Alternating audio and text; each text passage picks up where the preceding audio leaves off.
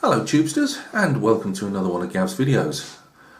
Today it's the final reveal of the Native American from the French Indian Wars. He's a resin figure, he's 54mm, and he's made by a UK company called Troop 54.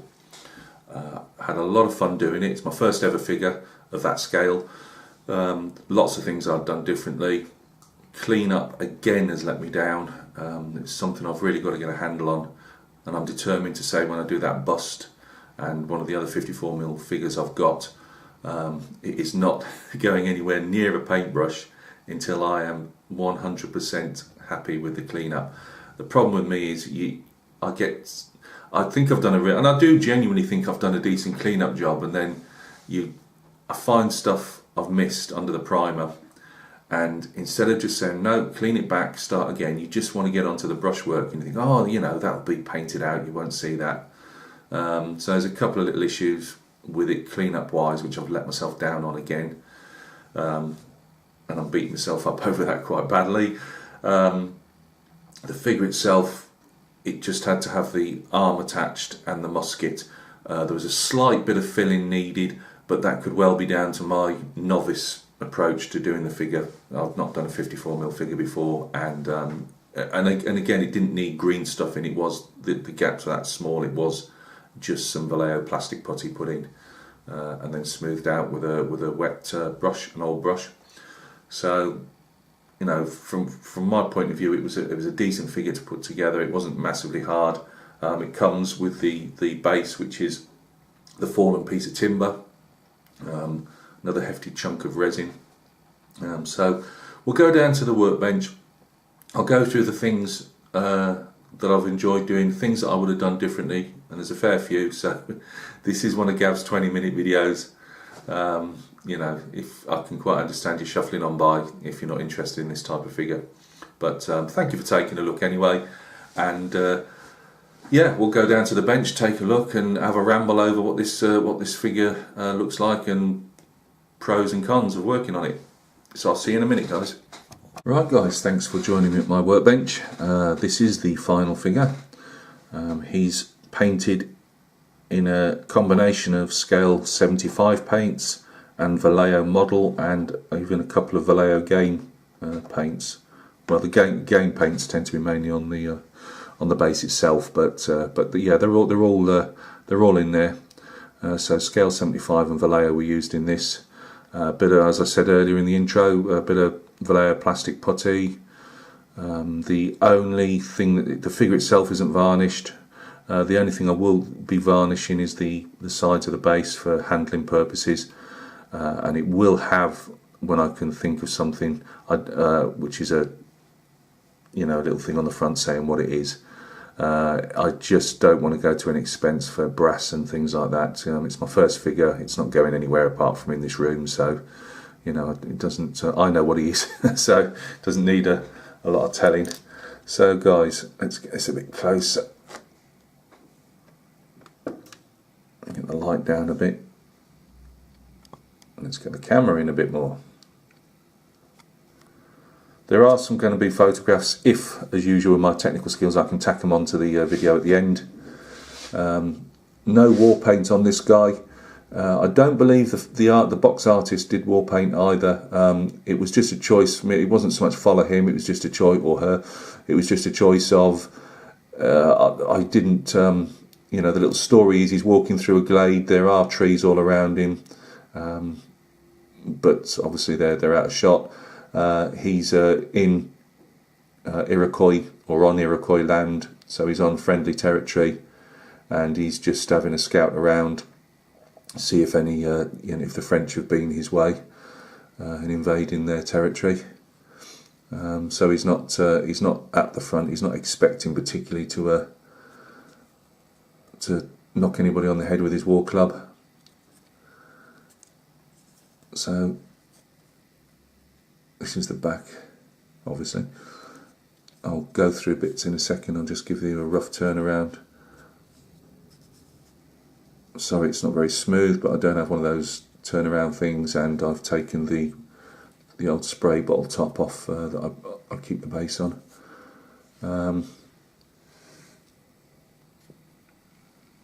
So guys, the skin tones I wanted, I think I've achieved, which was like a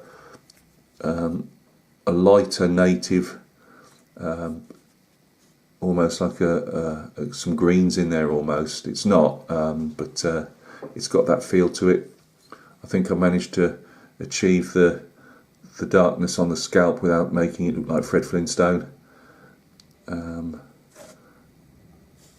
The face is very good. Oh, see, this is the problem, it keeps going out of it's not like putting a 28mm figure up. Yeah, the face has really got a lot of expression on it. Obviously looking down to watch where he's going to put his feet, but so you can't always see the face in that type of profile, but it's a lovely face. He's got simple. It's simple. I don't know what you call these things here, but obviously just the metal discs that kept the hair in. As you can see, I've gone non-metallic. I did that mainly because some of the parts, like the metal bands that hold his shirt sleeves up, they would have looked all right with a metallic paint and then washed down with plenty of inks and washes, but I don't know, I just fancied at this scale at 54, I just fancied doing non-metallic. The gorget here, which obviously officers wear, and he's obviously taken off a French officer, I'd imagine. Again, I could have done better on the light in there, I think, but again, it's shoulda, woulda, coulda. Again, everything's non-metallic, so obviously the little buttons, given a little white fleck to occasionally. I've just shown these as they did a rough type of beadwork on there. I didn't obviously try and dry brush or go into any formal beading. I just did some dots with some bright blue and some white. I wanted to refrain from using red because I've got the red on like the vest thing. Powder flask. I think on the box art it's wooden. I went for a horn of some description, and I didn't want to leave it just white because there were a lot of light colours on it already. So I broke it up with some reddy brown colours in there. The bag here is like a buckskin leather. I could have darkened it up. Some part of me wishes that maybe I should have done, or even I've seen them made of. On artwork showing them made of cloth with different colours on, or beads on. But I didn't fancy that either. I wanted to keep it fairly simple. I don't see all these natives. They might do it a round dance. What is it? Roundhouse dance? What do they call it? But when they're putting everything on for display. But when you're walking through the woods for weeks on end, I don't suppose you'd have that much beadwork. The breechcloth. I wanted to show like a piece of blanket or some trade cloth. I didn't want it to be the same. I did think of just doing it plain red. If I'd have done buckskin rather than cloth leggings, it would have been actually the same colour as the leggings, because you see a lot of that as a dark blue trade cloth. But again, because of the colours I'd used, I just wanted to break those up slightly, but leave some red in as a bit of a join from the red at the top to the red on the leggings. What else have we got? Yeah, I've tried to put some tattoos being shown. Not this piece here, that's actually a piece of blue cloth that goes up to a belt to keep the leggings up, but they often would have leg tattoos, and I've just given them like a triangles I've seen, so I've tried to do that. On the figure. Again, just using I think German grey, I believe, and then just a tiny bit of black applied in the centre.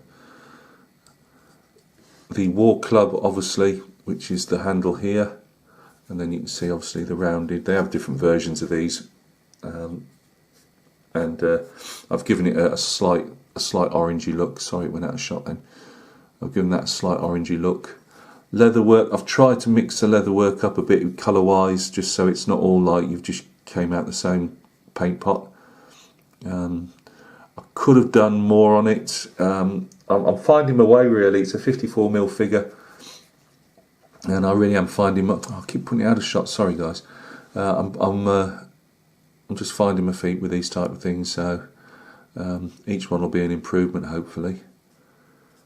So yeah, the leatherwork's different colours.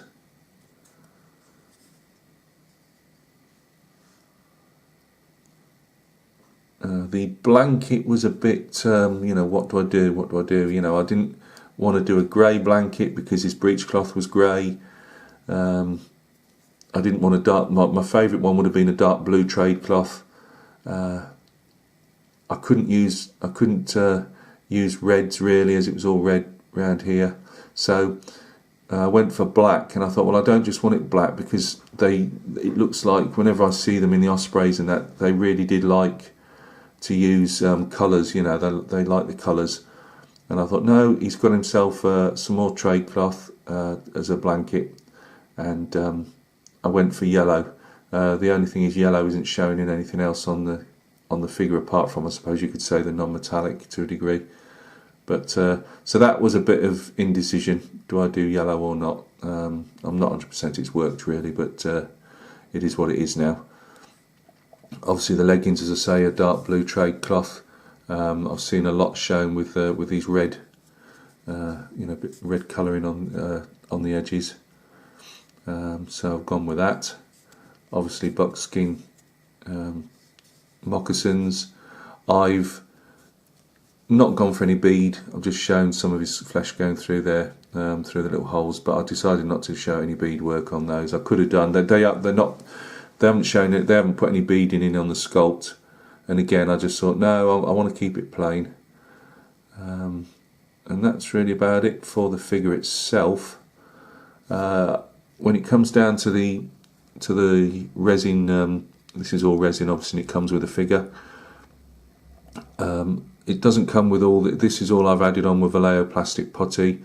The little fungi I've just done with green stuff. Because I've twisted him round. Now this was probably it's nothing, because he fitted perfectly when I did the sculpt, just as in dry fitting before any paint went on.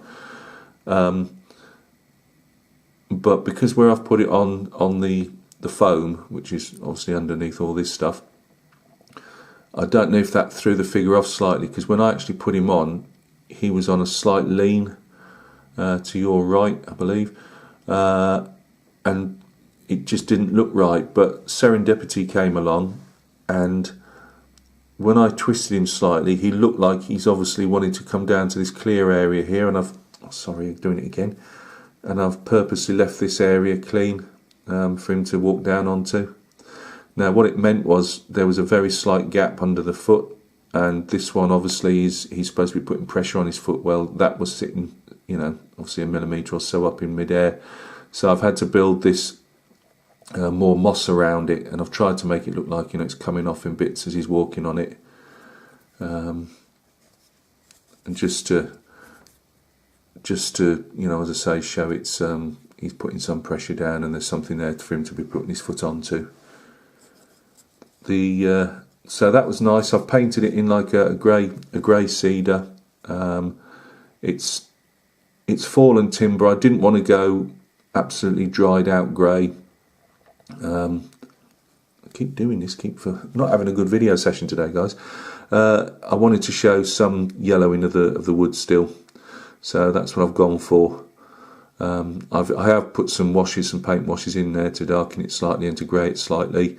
I've put some paint washes on the bark itself, some browns and some greens, but again I still wanted that grey to show through, so it actually looks a bit brighter under the camera than it actually is. So we'll go on to the flora and fauna. Let's see. These are the MIG stinging nettles. This was one piece of floral type of wire that they put in with the kit, and I just cut it down to make the two. I painted I think I've said all this on one of my videos anyway, but I painted over the leaves. They do the white veins in, but it was a bit too bright and too papery looking, so I just put some some colour on them, and a thin one so that the white veins would show through in places. Again, this is another MIG product, the Fern. Slightly droopy, but you can, you've got, and there's a piece obviously where it sits with a centre circle of paper. I've put a tuft in, but you can easily move these round and get the tufts to actually hold these up. Obviously the tufts are made by myself with my flock box. And the moss, another thing I've not been massively happy with, and that's the colour of the moss. I've seen these vibrant mosses around the edges of watercourses, and that's what I wanted to show, but I used a scale for 75 paints and they just didn't look right. And I then tried, I've only got like obviously dark and military colours with Vallejo, and they look too military, so that isn't brilliant. I'm overly happy with that, but it is what it is. I've tried washes, I've tried different colours. I wasn't going to go and buy more paint just for this project, so I know what it is. And what else? Oh, obviously we've got the leaf punches that I've shown earlier. These are, I've just said these are like little oak saplings that are growing up. I've used some of my own floral wire that I've got, and obviously just super glued these and then give them a paint. Well, the leaves were painted, the base colour of the leaves, no they weren't, sorry, no they weren't painted off the wire. I actually glued them all on and then just painted over them. The ivy again, they have got, half of it is actually birch seeds like this guy here, obviously then painted over green. Unfortunately I'd run out of birch seeds fairly quick into the project, so I had to bring into play these oak leaves, and what I've tried to do is put the oak leaves all over it, so it is what it is. If you look closely you might see it's an oak leaf, but for me it's a climbing plant. But that's just twisted, obviously twisted in places, and single strands in others. I think that's about it. Obviously the dry brown leaves, yes, do they look overly natural? No, they don't. These aren't natural products, that I haven't taken a real leaf and cut them out. They're just painted. But what I wanted from this figure is he's a painted figure. I want him to represent what he is and what the box says he is, but I absolutely understand. I am not trying to make one of these, these guys that make these ultra realistic dioramas. I wasn't trying to do that. I wanted just to give an impression that he's walking through a glade. There's a bit of a stream in summer that's just now literally just trickling through because it's all dry. Let's see if we can get that in. I'm just trying to remember, off the top of my head, you guys, you'll have to go back to one of my other videos because I can't remember what company made the water, the still water. So I'm not going to shout my mouth off and get it wrong, but just go back to my other video and I do explain, and I'll show it on camera. The tree roots are twisted wire, floral wire again. Again, something I'd do differently next time would be to get out. I mean, I'm out in the sticks enough, so I should just pick up, some stuff that's lying around. I didn't for this project. I wasn't thinking that far ahead, so I've used wire, and to be honest, it really looks like wire. But again, it's another thing. It is what it is. So, guys, thank you very much for taking a look at my my native allied to the British in the French Indian Wars. It was actually a joy to work on, to paint and to build the base. I've really enjoyed building the base actually. I've learned a lot, and as I say, things I'd do differently in the future. It's one other thing that I didn't I should say as well. I'll pick this up again quickly. The two pieces of ground, I've made them two triangles, let's face it, on a square base, and they look like two triangles on a square base. again, I would do that differently. I would have shaped these more, just to be a bit more splodgy, really, if that's a word. But again, you live and learn. So, guys, thank you very much for following me on this project.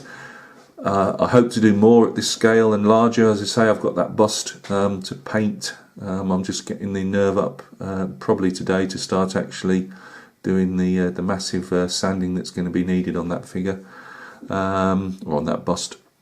I do have the Napoleonic 54mm figure to paint, and I might go down the road at doing some other stuff as well.